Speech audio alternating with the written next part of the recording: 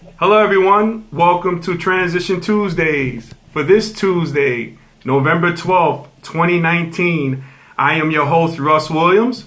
I'm glad you could be here today.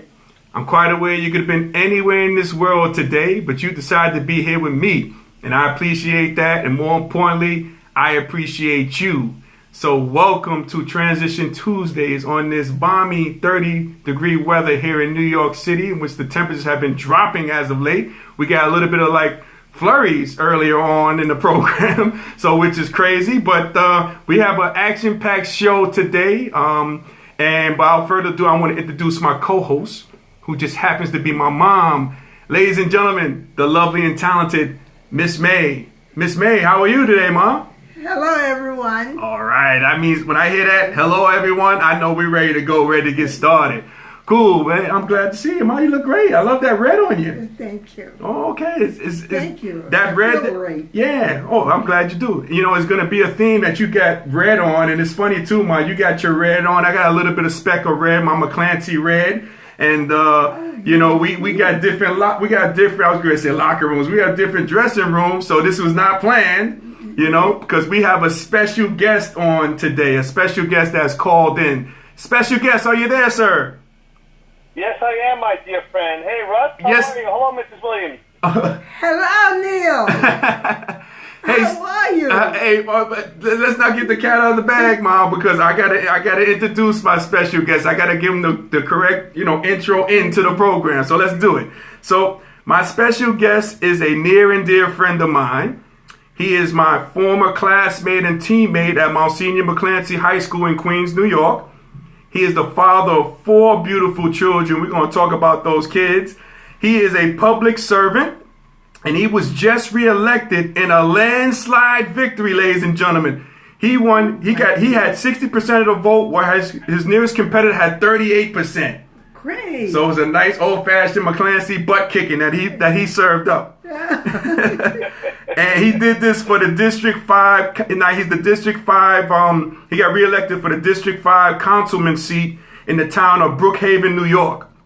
Ladies and gentlemen, Transition Army, please help me welcome my McClancy Crusader brother, Councilman Neil Foley, to Transition Tuesdays. Councilman Neil, what's going on, brother? Hey, my man, how are you?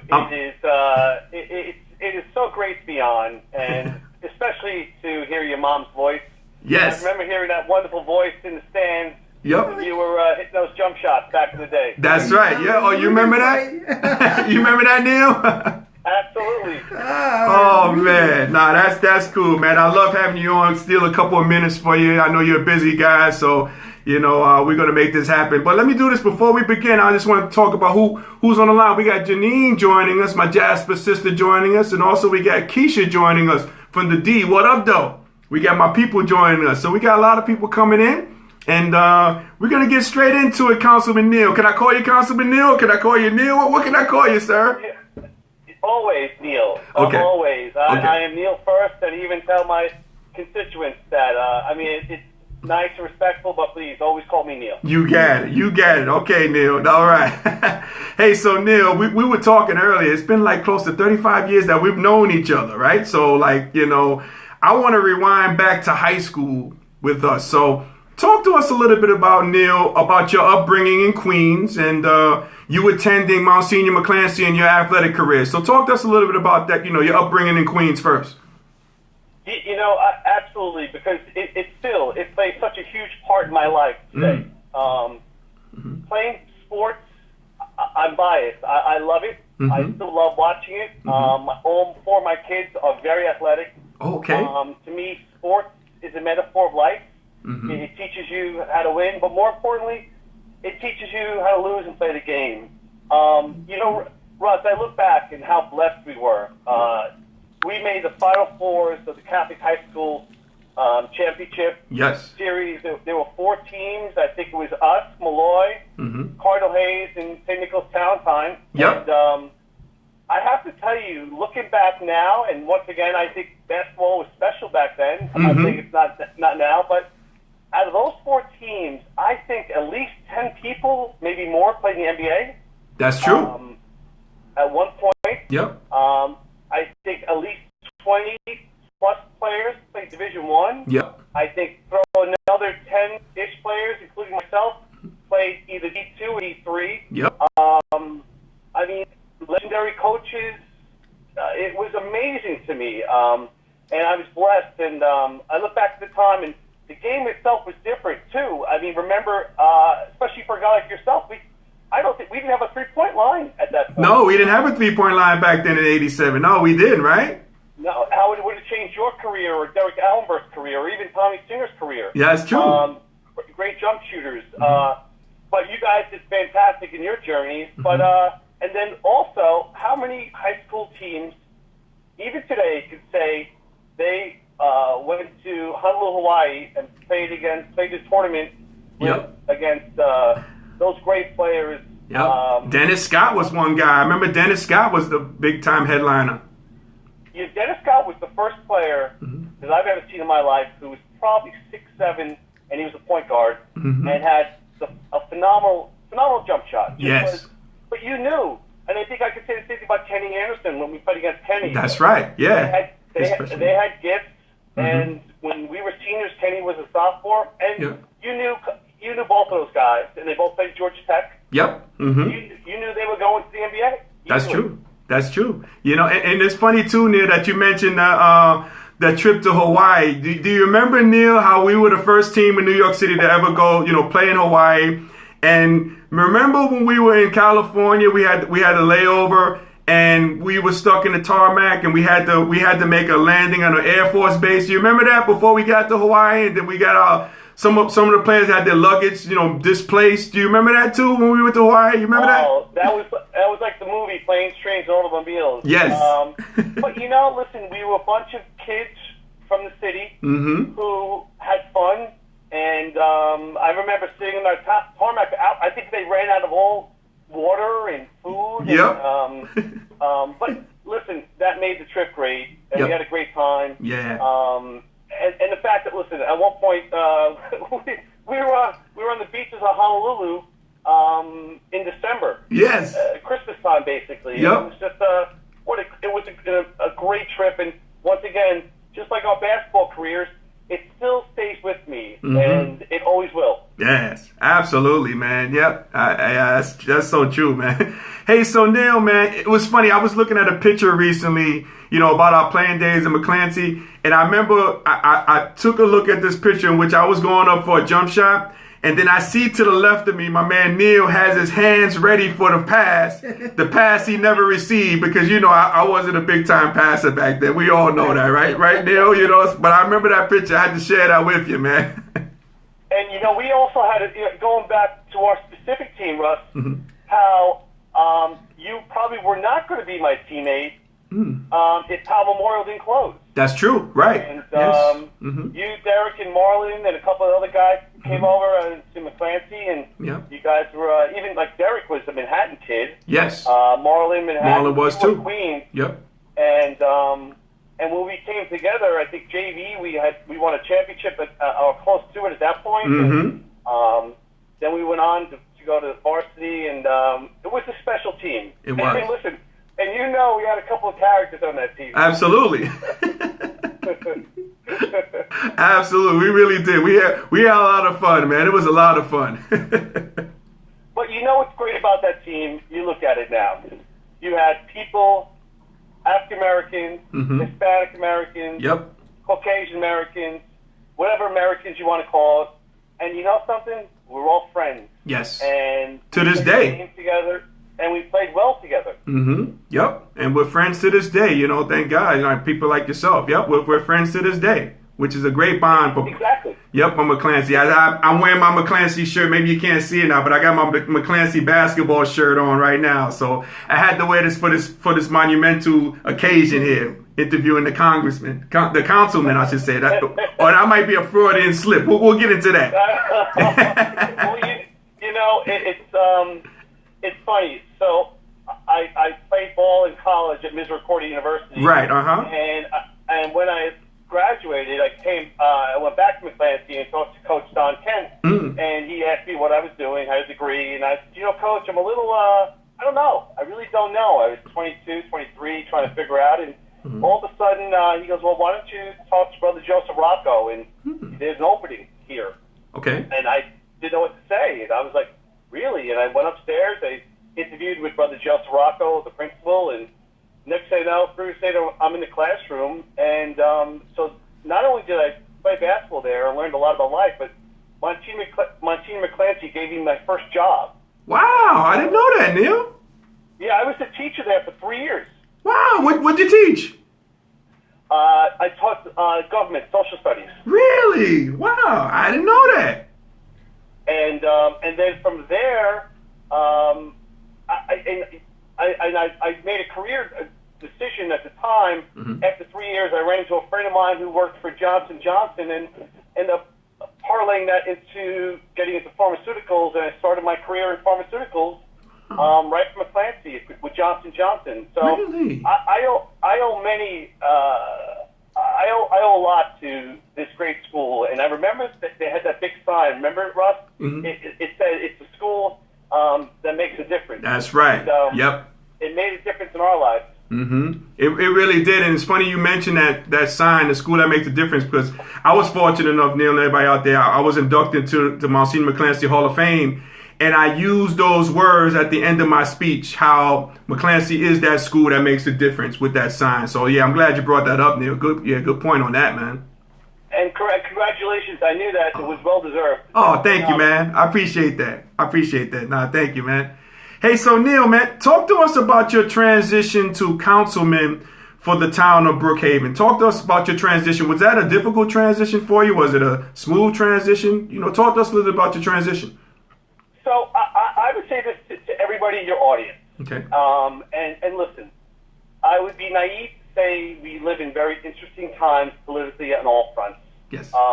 And, I wish we would get back to a little bit of that post 9/11 United States of America when we had a lot of camaraderie and we were just Americans instead of extreme political parties. But my point is, listen, I believe everybody should have a voice and you need to vote. And that's how it started with me in my political career. My parents always said, listen, if you're going to talk the talk, you better walk the walk. And you need to vote. And when I moved out to Suffolk County from Queens, a little bit after 9/11, my wife was from Suffolk, so that's how I got out to Suffolk County. And I love the word transition because it truly was a major transition in my life. Right. It was very new to me. I mean, Russ, we took this. I took the subway to high school. Right. I tell my kids now, Dad took the subway to high school. They think that's incredible. They can't even believe it. Yeah, it's a foreign object. And then from there, I moved out here, and I got involved in coaching my son's teams. It was very important to me be a part of their athletic career. Okay. And then one of the gentlemen that ran the Bayport Blue Point Little League said, would you please join the board?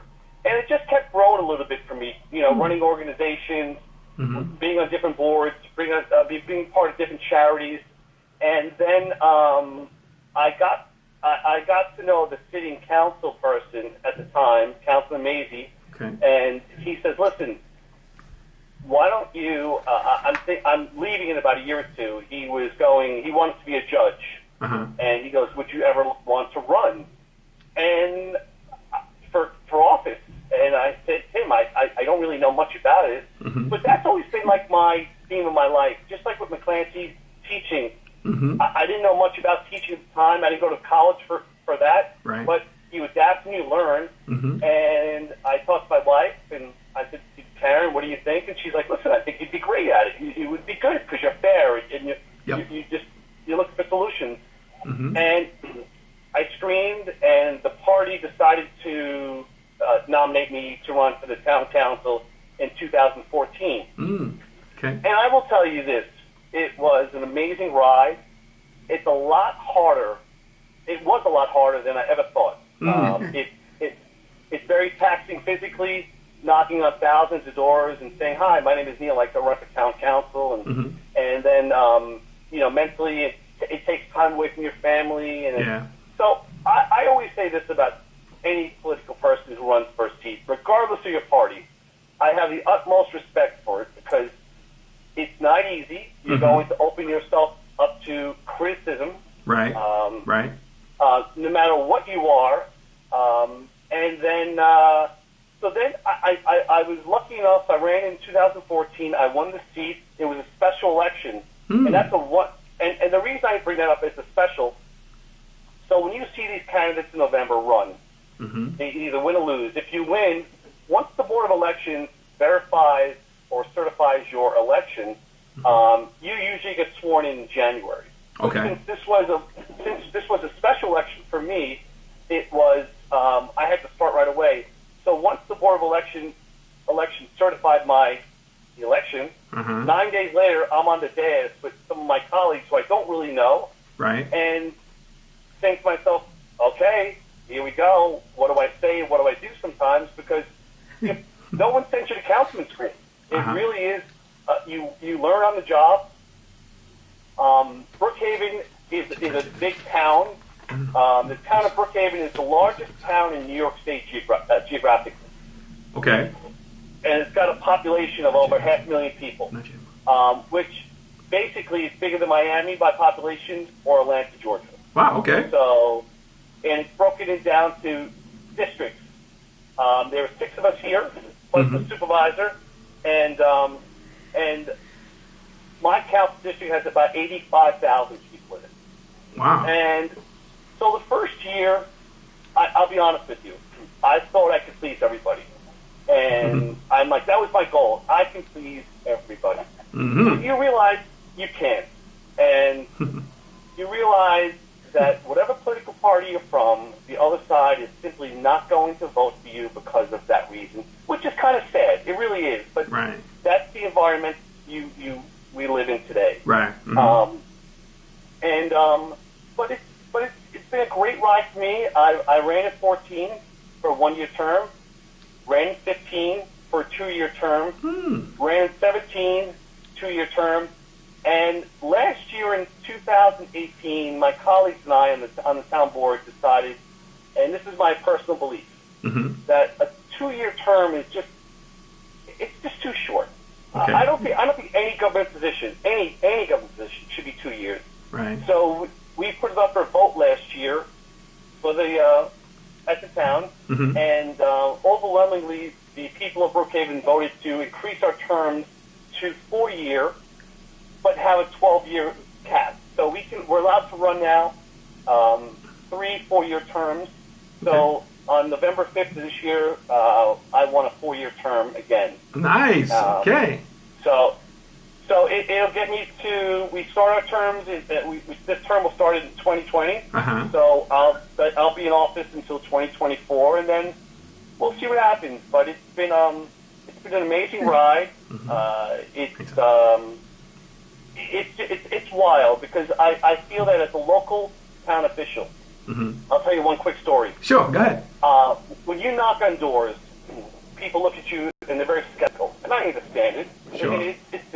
And I've had some people tell me that, I don't vote. And listen, it's America. They can do whatever they want. They don't have to vote. And my response to that was, listen, I will tell you this. I will have more impact on your life as a local official than any gubernatorial or any presidential election anytime. I'm the guy that fixes your streets. I'm the guy that is in charge of land development. I'm the guy that, if there's a snowstorm coming, I have to make sure all the streets are paved, plowed, or in the summertime paved. And I would say to them, don't you want to say that? And then you see their eyes and they start to think about it and they're like, you're right. And I'm like, listen, just vote. I love your vote, but just vote. Just vote. And that's what, we just, Veterans Day was Monday. And we honor all these millions of Americans that have died for freedoms. And one of the best freedoms we have in this country is to vote and also freedom of speech. Yeah. So, but it's been great. Nice. It's not easy. And like I said, I don't care what party you're from. If you ever run for office or you held office, I have the utmost respect for you. There you go, because you got that experience. Cool. Hey, Neil, hang on, man. I'm going to look and see who has joined us. We got a number of people joining us. We got Dave Snedeker joining us. What's going on, Dave? Welcome to Transition Tuesdays. We had Dave on as a guest. Great guest. We had him. We have Gail joining us from the D. What up, though? We got Natasha joining us from the D. We got a lot of people joining us from Detroit here, Neil. We got Brian joining us. We got Kathy joining us. We got Karen Stewart joining us. What's going on, everybody? Welcome to Transition Tuesdays, and you're watching my good friend, Councilman Neil Foley, joining us here on Transition Tuesdays. So, Ma, you had a question for Neil? Oh, yes. Neil, I would like to know, when was the last time you visited Queens? I actually was there about 10 days ago. Oh, we got to get you back before this. that's too long. You know what's amazing about Queens, and I think as most of us as New Yorkers, you don't realize how massive the city is. Yeah. I mean, Queens and Brooklyn are bigger than many U.S. states. I know, right? Yup. And even the tri-state area is 25 million people. Mm-hmm. The other day, I was doing some research on some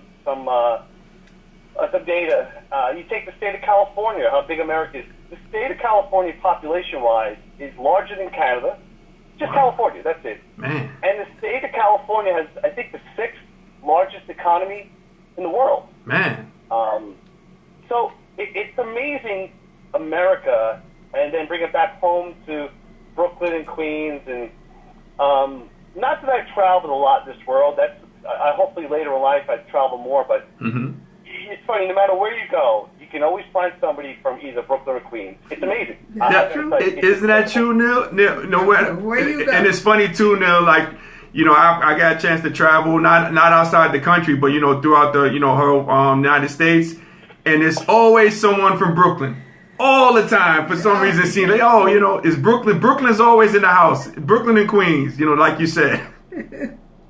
It's amazing. It is. And I tell you, born and raised in Queens, but the Brooklyn thing is correct. Mm-hmm. Brooklyn always comes out first. It's amazing. Yep, that's true. What part of Queens were you raised in there, Neil? So I was born in Jackson Heights. Oh, okay. We lived in an apartment building until I was about 10 years old. And, 2 blocks away from the 7 line. Mm-hmm. And then in 5th grade, I moved over. My family bought a house in Middle Village. Okay. And we lived in Middle Village, which is about maybe 20-ish minutes away from McClancy. Right. And, listen, the guys I met in Middle Village, I'm still very close to today. All the guys that I've met growing up, since even when I was like 5 years old, I'm connected to them. I really am. That's great. And listen, I get people make fun of Facebook. I understand it, but Facebook is good and bad. I enjoy Facebook because just like you and I can connect with you. I can see your beautiful daughters growing up. Oh, thank you, man. I don't need to tell you what type of latte I buy every day, but but I tell you, the Facebook thing has really changed the way people have communicated and even socialized. Going back to politics, I would tell you that Facebook is a powerful tool, good and bad. That's true. I do find today with social media and being an elected official, I'm a little old school. I was raised to be respectful. Right. And I think now with the internet and computers and social media, I think people take liberties of what they can say to you or what. I just think they would never have said this to you in your face. That's true. Absolutely. And for us in the business of being in the political world, it's not easy getting criticized. Yeah. Listen, sometimes it's warranted, I get it, but sometimes people can be very vicious on social media. Yeah. And it's changed the game a lot in the world we live in, and I hope we just find some civility in the next couple of years. I just find we live in interesting times. Yeah, we definitely do, man. Now, you make a good point. You definitely make a good point on that, Neil. And Hey Neil, you talked about you're the father. You're the father of 4 children, and you mentioned your kids. They're involved in sports, right? Just like how you were. Yes. So Okay. it's funny. The difference between the city and I can tell you Nassau and Suffolk County is one sport that we didn't play, Russ, and we probably would have been pretty good back in the day, but it wasn't around because a lot of the kids now, boys and girls, all play lacrosse. Yeah. It's a fascinating game. It's a quick game. It's got elements of basketball. It's got elements of soccer, hockey a little bit. It's a wild sport to watch, and it's like it dominates Long Island. Okay. It really does. So my oldest son Neil plays lacrosse. Oh, great. He'll be on the varsity team at Bayport Blue Point. Nice. My middle guy Ryan still loves baseball. He just loves the game of baseball. And my little son Cole, who's 10, he just plays everything now. So because he's 10 years old, he can. And my daughter, who is a twin of Neil, she's 16 too. Just loves dancing. Loves dancing. And but listen, it keeps them active. It keeps them organized. In some ways, it keeps all these kids out of trouble. Yep. Yes, it does. Listen, we both play college basketball. Absolutely. And I will tell you this. There were many nights when I went to school and we had a game the next day, or we had to get up and go to Philly or Pittsburgh, that, listen, I couldn't go out and do those things they did in college, or we spent how many days on a bus studying for the test the next day. Right. We had no choice. So I didn't like it at the time. Sometimes I'm like, why am I doing this? But I look back now and it was perfect for me. Kept me on the straight and narrow pathway. Yeah, definitely. Okay, so your kids do play sports, and that's good, man. And yeah, it's good to hear your story about your transition to fatherhood. Because yeah, like yourself, I had to make that transition too. And it's it's nothing like your children smiling and being happy, right, Neil? Being a dad is nothing like it, right? Listen, we all love our parents, your siblings, everybody, but children are unconditional love. That's true. And it's if one of your siblings or somebody in your family said, I need a kidney or a liver or something, listen, odds are you probably give it to them. You're like, oh, okay, Uncle so-and-so needs a liver. But if one of your daughters, Russell, needed a kidney, you're like, where we go? Yep, let's do it. So, let's do it today. Yep. Do it. Yeah, and it's all true. A lot of the cliches in life are all true. And I remember your parents, and I think this is important to everybody. And, being a parent, once again, it's like being a councilman in many ways. No one sends you to parent school, and you make your mistakes. But I think what we had, and I can only speak to you and I at the time, and I think, I could speak for a lot of our teammates at the time, the stands were always filled with our parents. Yeah. And seeing Mr. Singer there, seeing your parents there, Yeah. I could always hear your mom's voice, sing, "Go Russell." I remember that distinctively, still to this day. Wow. Mr. and Mrs. Amelbert and those guys. That's true. Yeah, parents are big, especially like the parents that we had at McClancy. And it's funny you mentioned Mr. Singer, because I want to share with you a story, Neil. I don't know if you remember this, but and I'll share this with the viewing audience. When I was in high school, I shot the basketball a lot. I mean, it was no denying I did shoot the basketball a lot. And I remember... Listen, I will say, though, but you shot a lot, but guess what? It went in. Yeah. Sometimes, 50-50, what have you. But I remember it distinctively when we used to, Mr. Singer, Tom Singer's dad, used to tape our games for us. And like after the games, we sit back, we kind of have like a skull session, right, Neil? So we're watching the games on the video, on the VHS. And I remember Mr. Singer, like it was yesterday. He used to always have his audio portion of the video, and he used to always say, like, "Man, is Russ gonna ever pass the basketball to people? Is he ever gonna pass? People are open. When is Russ gonna pass the basketball?" And it got to a point in which when we were watching the video, we had the audio. our coach, Mr. Kent, had to turn the audio down. He because it got that bad. I just remember just looking at Tom singing, and Tom was looking at me like, oh, I don't know, that's my dad talking, man. So, but these are the stories I remember distinctively, about that, about family, because your parents, everything is involved in the program. They're part of the family, good or bad. But, we had commentary for our games. Well, it goes back to all the things, too. I think on our team. Right. It was a special team. Yes. But you knew your role. Yes. There were certain guys that everybody can't shoot the ball every time. And, right. But if you learn to work together, and we did learn to work together. Yep. And you know your role. And that's why we were successful. Yeah. Yep. And that's why Marlon was our guy down below, and yep. he did his thing, and we had a couple other big guys, and we had a tall team, and so like I said, listen, how many teams, how many Final Fours in the Catholic High School Championship Final Four? Like I said, I can't count, but at least 10 players, 10 guys went to the NBA. Yeah, easily. And back then, like you said, Neil, the CHSAA, that was probably like one of the best conferences in the country, not just New York City. So it was big back then. It was real big, and McClancy was a part of that. We were semifinalists. I mean, even when we were kids, the generation before us. Yes. Then you start getting into Kenny Smith, Chris Mullen. Yep. I mean, these are legendary. Pearl Washington. These are legendary players. Yeah. Yep. I don't follow as much as I do now. I don't know if they're there as much as they were back when we were playing, but right.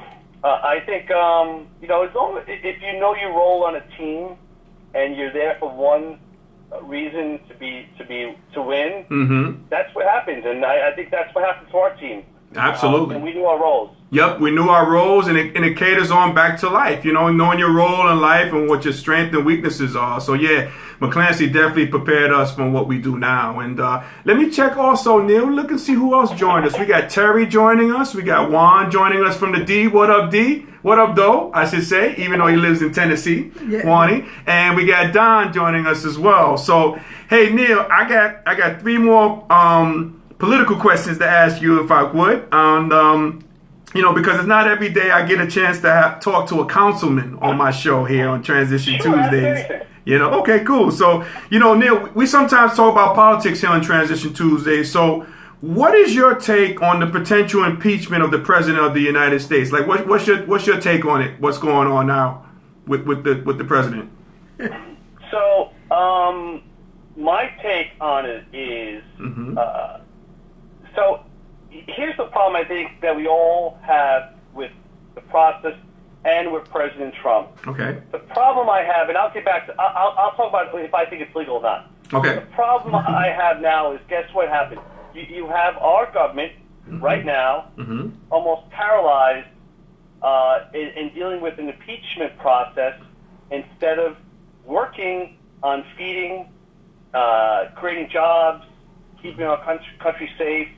And I'm not saying we don't do that as a country, but my point is they're focused. These men and women in government right now are not focused on the jobs they should be doing. Okay?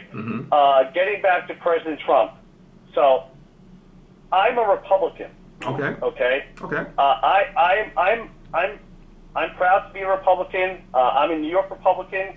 I speak what I believe in. What I believe in is, listen, I shouldn't tell anybody what to do with their life on a social level. Okay. I don't believe in telling anybody who to love. I don't believe in telling anybody how to live. Just be a good person and treat one another as we should. I do have some issues with the president. I think the president kind of goes back to the same thing with this impeachment process. A lot of times he doesn't focus on what he needs to be doing. I think you get Republicans in general. I wish he would stop tweeting. As much as we joke around and he's tweeting about celebrities, he's tweeting about this, tweeting about that. Stop it.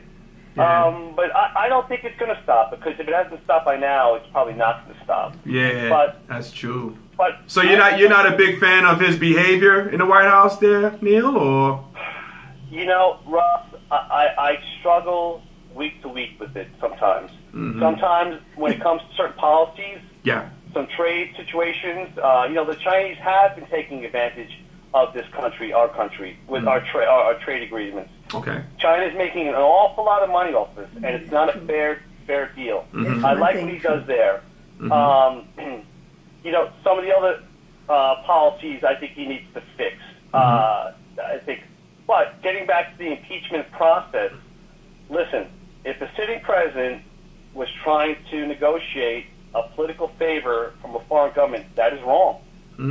That is wrong. Gotcha. And, you're going to, but all the lawyers are going to step in now, and they're going to break down each one of these verbs and words to knock him and whatever. And my problem is we're probably going to spend over a year on this type of proceedings, and I don't know what happens. I don't know if we impeach the president. I mean, listen, I know for a fact, in my opinion, Americans do not want to impeach a president. We just don't like to do it. It's the same thing with elections. If you look past the last 100 years, Americans like to vote for two-term presidents. Very few presidents have been one term. Right. They only like two terms. That's true. But, listen, the president is very brash. He can be very insulting.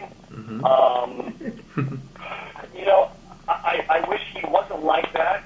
But then some people will say, well, listen, we didn't vote for him to, be politically correct. Right. But listen, in my opinion, I would like him to be a little more presidential.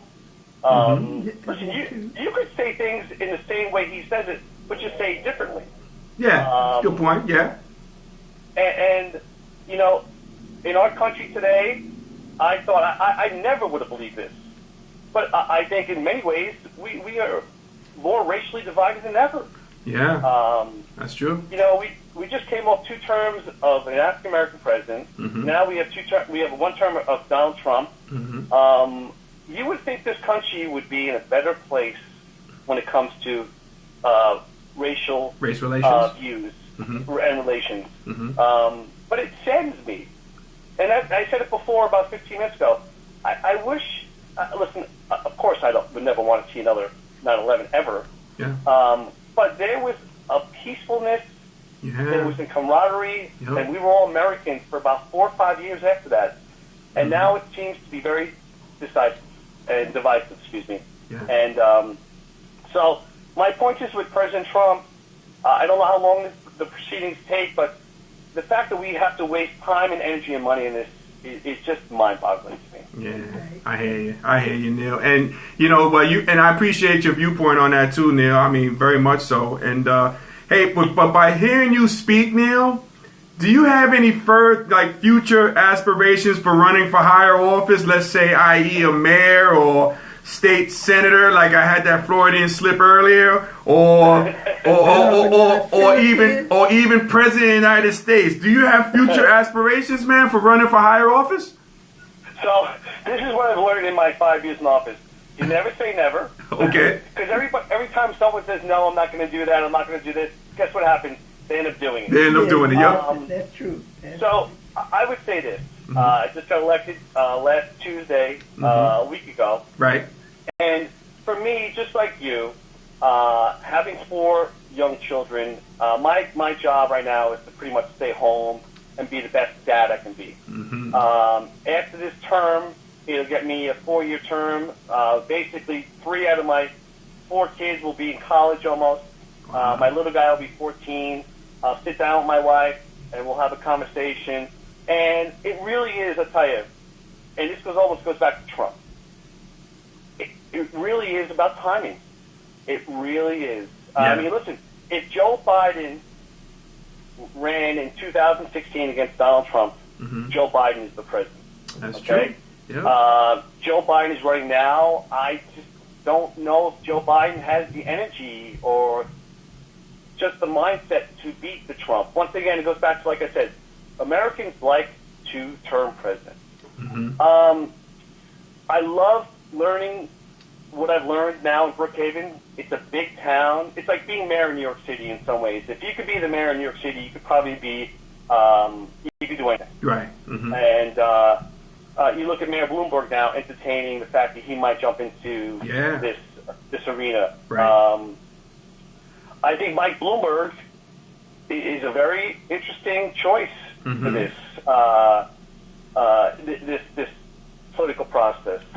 But I think, where the future holds, it's going to be about timing. If I would have told you 10 years ago I would be a town councilman, I would have said you're a little crazy. But guess what? Here I am 5 years later, and I'm still doing it. There you go. And so I think it'll be about timing, and we'll see what happens with the kids. Okay, cool. So we got this video footage, man, everybody, from Transition Tuesday. So we got this on footage, tape. Maybe he might be entertaining it. It might. And knowing Neil, my competitive teammate, my former teammate, I think he'll probably, his aspirations to shoot for president of the United States. That's just me personally. That's the job of, it's funny. I think that the president of the United States is obviously the president of our country, but in some ways is the leader of the free world. Yeah. And that takes a lot of,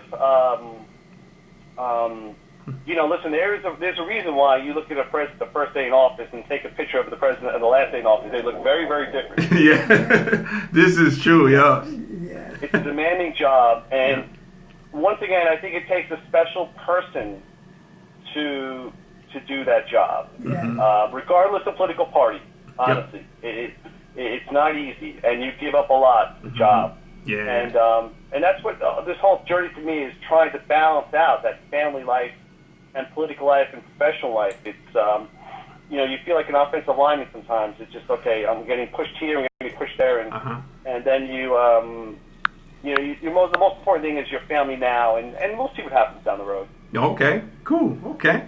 Hey, Neil, I got one last question for you, Neil, and this, again, it has to do with politics. So in 2020 is an election year, as we all know. So what advice would you give my viewers on how they can get involved in the political process for this upcoming presidential election? Do you have any advice for the viewers out there? Absolutely, and I think we all should. Listen, whatever party you are usually affiliated with, okay? And listen, here's the old thing, and I have a problem with this too.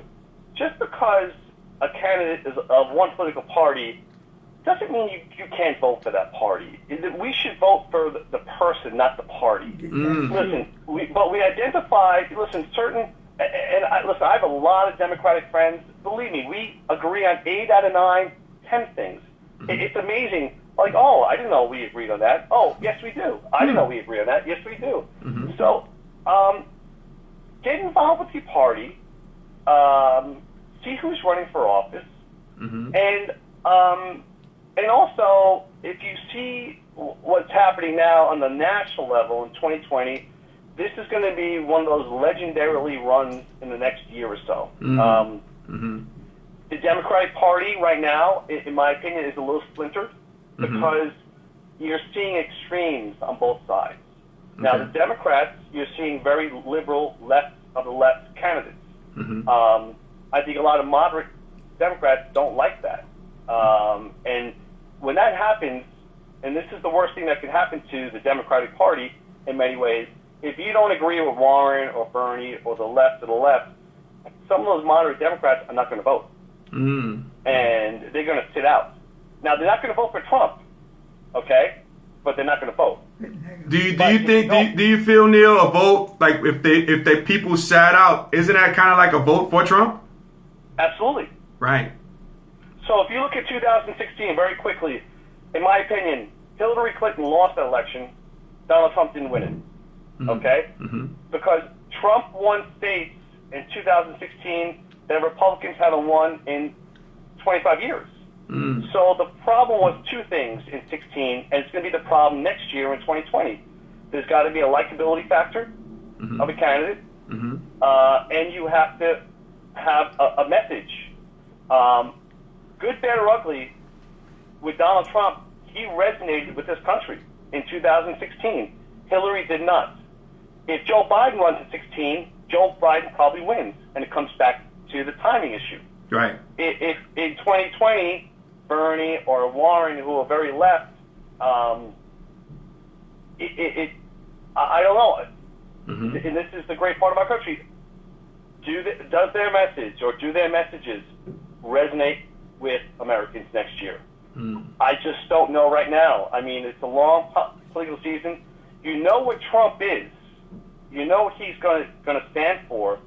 And he's got a very strong base. You're not going to sway Donald Trump's base at all. Right. It's not going to happen. But I think the Democrats have big decisions coming up in 2020, and if they don't pick the correct candidate, the president will win. Even if they pick a very good candidate, it's still going to be tough because, once again, Americans like a two-term president. Gotcha. And the last thing right now, and this doesn't bode well. This does not bode well for the Democrats. The economy, your 401ks, the GDP, unemployment, African American unemployment, Hispanic unemployment are very, very low. Very low. GDP is doing very well, and the economy is moving at a nice pace right now. Right. If that falters in 2020, Trump will have a lot of holes and could lose. If it doesn't, I think Trump wins. Gotcha. So like you said earlier, Neil. So like the main thing that the advice. I mean, just going back what you said earlier, and what my mom mentioned is, I guess the main thing that we have the power is the power to vote. So you definitely would pass that on, right, in terms of advice, right, for people to get out there, no matter who you vote for, but you get out there and vote. And not only vote, obviously, because I do too. We all get consumed on the national level, but vote locally. That local city councilman or your local state senator will have more impact on your life than the president, probably. Right. Yeah, you make a great point, Neil. You definitely do, man. The local elections and the grassroots, the places, where it begins and starts. It starts there. Yeah, you make an excellent point on that, Neil.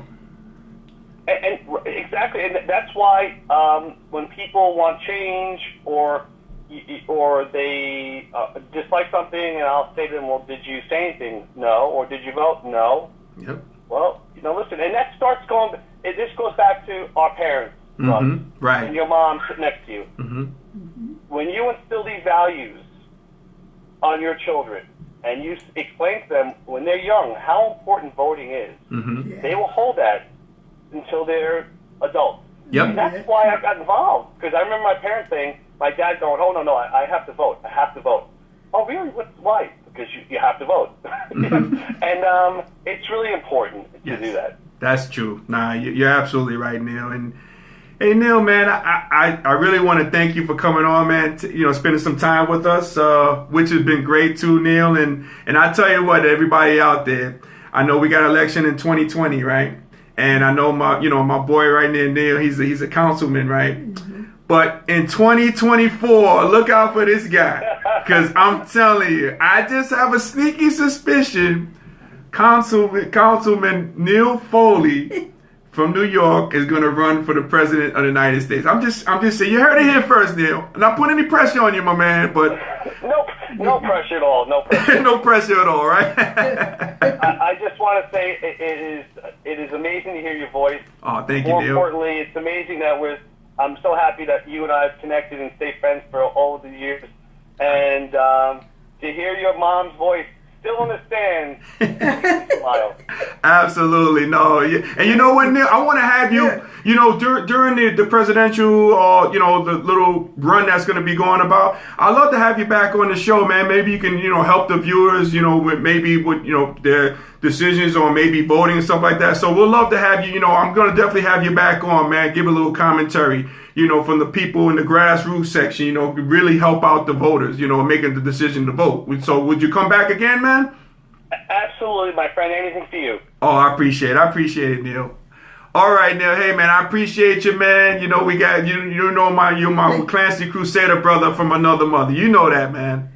Thank you, guys, and have a great night. I'll talk to you soon. Thank you. Okay. You too, Neil. Thank you, my man. Much. Thanks, Bye, Neil. Williams, take care. Okay, take care now. Oh, that was great. Councilman Neil Foley. Yeah. My man coming through. Oh, man, that was a great conversation, huh, Mom? Good conversation. Good conversation, yeah. Congressman Neil Foley. And again, I just have a sneaky suspicion in 2024, don't be surprised you'd be seeing this guy in the political realm now. I wouldn't be surprised if he runs for president of the United States, you know? That's my guy, Neil Foley. No, that's good stuff. Good stuff. Cool. Good stuff. Yep. Hey, so let's do this, guys. Let's transition. I want to transition. I got one story I want to go over with the folks here. I want to transition to a story called Gummiegate for the Miami Heat guard Dion Waiters. I want to talk a little bit about that if you guys haven't heard about that. And we got Keisha joining us. What's going on, Keisha? So last week, Miami Heat player Dion Waiters, he experienced a panic attack on his team's charter flight after he consumed a THC-infused gummy. Okay? Now, just visualize this. I think he had problems with his stomach before the flight. So, he took the gummy, what have you, tried to sleep it off. And then when they were in the air, he just woke up with a panic attack. So, Waiters mentioned he received the gummies from one of his teammates. Now, Dion, he refused to give up the name of that teammate to Miami Heat's brass. So he's just said, hey, look, I ain't gonna tell you where I got it from. I got it from a teammate, but I ain't giving the person's name. So it got me thinking, like, do you feel Dion Waiters did the right thing by not snitching on his teammate? What do you think, Mom? You think he did the right thing by not saying that his teammate, he got it, but he got it from a teammate, but he didn't mention the teammate? You think that was a good idea by him? What do you think?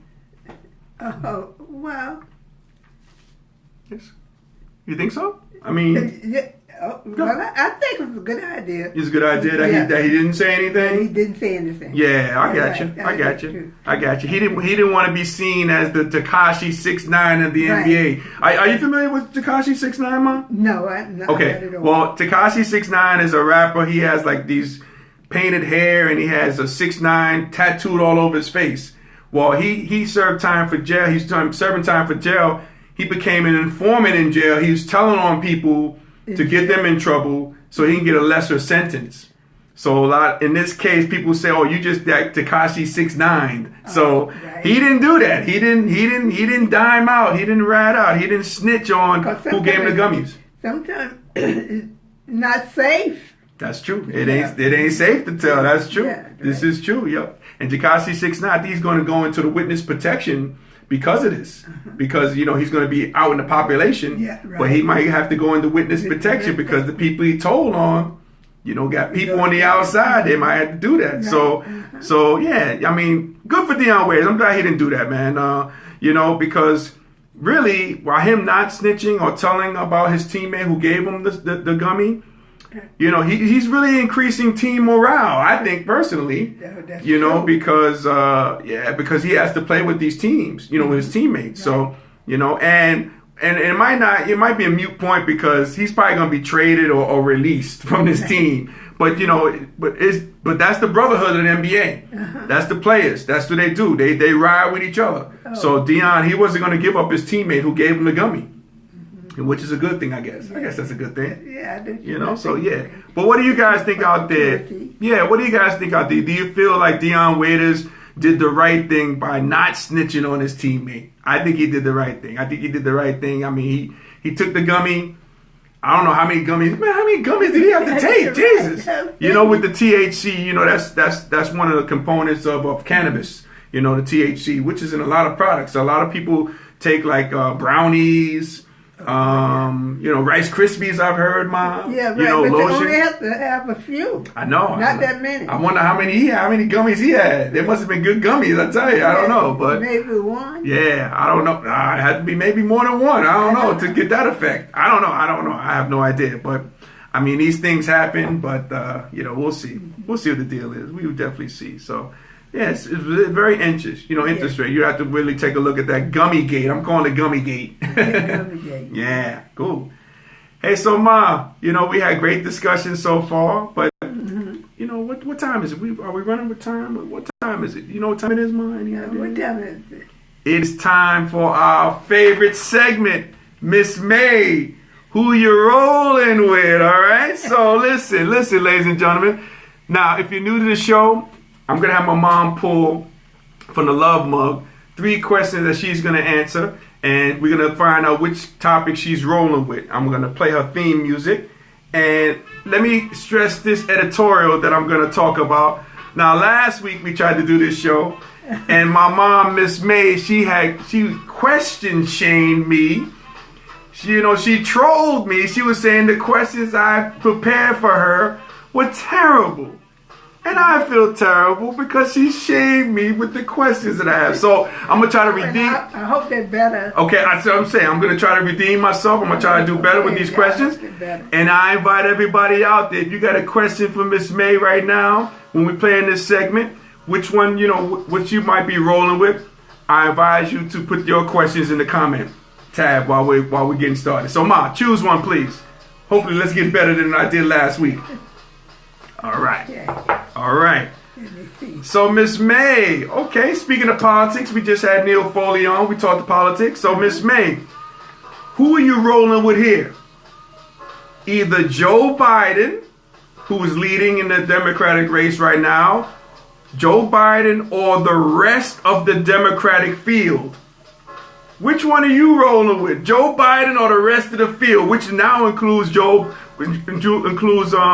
Mike Bloomberg right now. I think he's going to get involved with it. But which one you rolling with, Miss May? Biden or the rest of the Democratic field? Well, I'm still rolling with Joe. You still rolling with Uncle Joe? Yeah. Fighting Joe? Uncle Joe. Okay. He has a lot of experience. He does. Yes. He does. He had a town meeting yesterday, I saw. Yeah, and the town meeting yesterday was great. Yeah. And Neil eloquently talked about how, we have to see the stamina or the energy of Joe Biden. Yeah. But you feel he still has the energy, right, Mom? Yeah, yesterday was the best. Yeah, really? He had. Okay, good, okay. A lot of energy. Okay. A lot of questions right on the money. Right on the money? Yeah, okay. Everything. Okay. Now, Ma, so was that question okay so far? So far, so good? Well, we'll see. Okay, choose another one, please. Okay, Jesus, yeah, that's okay. Right. All right, before you continue the question shame me. Oh, my God, I feel so bad. I feel like a millennial. Oh, my God. Okay, now, Miss May, what are you rolling with here? Either love of yourself or love of self or love of others. Which one are you rolling with? Love of self or love of others? Which one is Miss May rolling with? Oh, love of yourself first, because if you don't love yourself, you can't love anyone else. Ooh, that is so eloquently put, Ma. Okay, so love of self first. Love of self. Okay, love of self. Okay, very nice, Ma. All right. One last one. Oh, great. And again, if you're out there, send in your questions in the comment tab for Miss May, who she's rolling with. We're trying to find out who she's rolling with. I can't even get it out. Okay, let me see. Oh, you got it. Oh, thank you. Okay. All righty.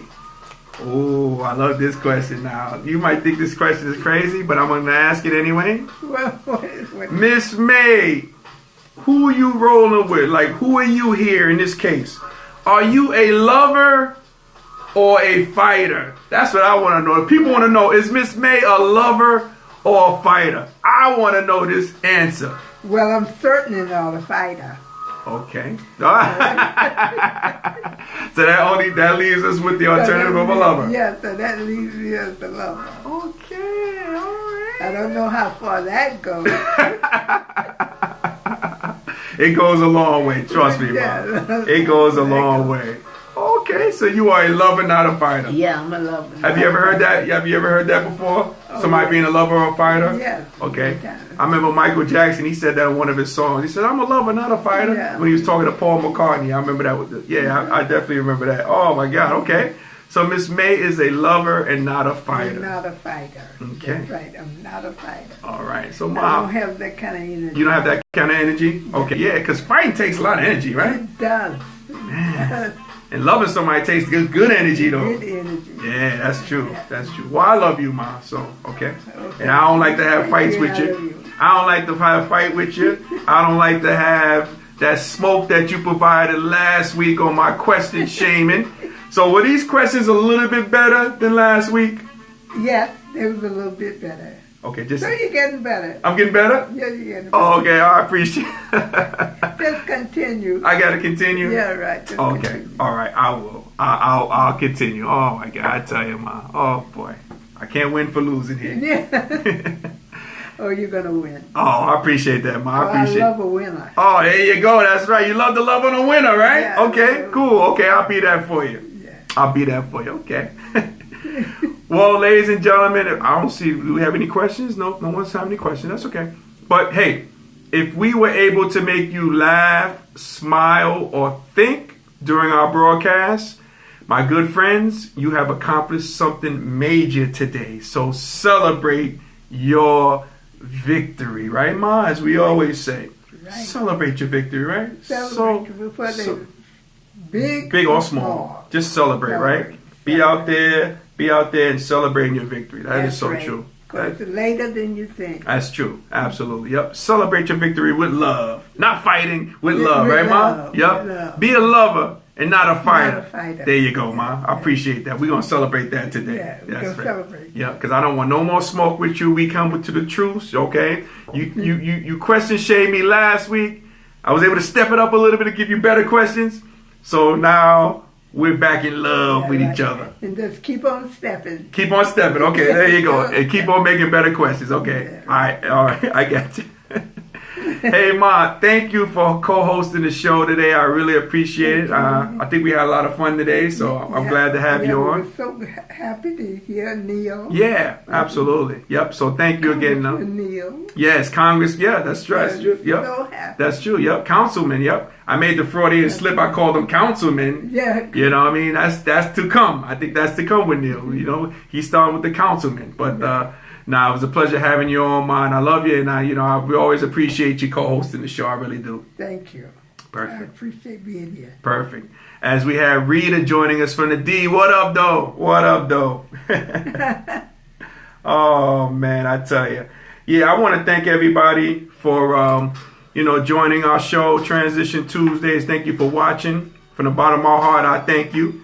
And I just want to shout out to my McClancy brother, Crusader brother from another mother, Mr. Neil Foley, for joining us today as our special guest. Great insight. We're going to have Neil back again during the election process. That way he can give us his insight on that and how we can go to the polls and vote. Right. We'd love to have Neil on again. So I'm going to definitely make that happen. We'll definitely have Neil on as, kind of like that that person who's going to announce, about the political realm, what's going on for the vote. So, yeah, we'll definitely have Neil on. And, again, I appreciate you for coming on, my man, really do. So, as we say in parting, ladies and gentlemen, happy transitioning, and we'll speak to you soon. Take care, everybody. Bye-bye.